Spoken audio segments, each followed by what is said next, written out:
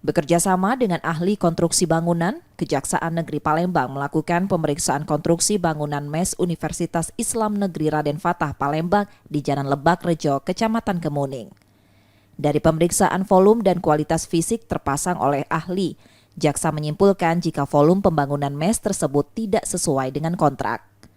Dari hasil pemeriksaan, jaksa menaikkan status dugaan korupsi ini ke tahap penyidikan dan akan segera memanggil dan memeriksa pihak terkait. Anggaran proyek tersebut sebesar 16,5 miliar rupiah dan kontrak pengerjaan 150 hari terhitung sejak 24 Juni 2022 sampai 21 Desember 2022. Modus operandinya ini kurang volume, tidak sesuai dengan volume yang ada di kontrak. Bangunan gedung 7 lantai. Itu kampus apa gimana? Itu rencananya mau dijadikan MES di UIN.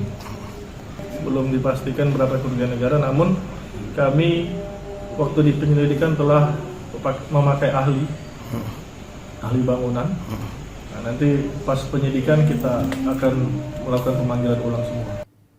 Kejari Palembang kini masih menghitung kerugian negara dari dugaan korupsi itu. Yudi Kiswanto, Kompas TV, Palembang, Sumatera Selatan.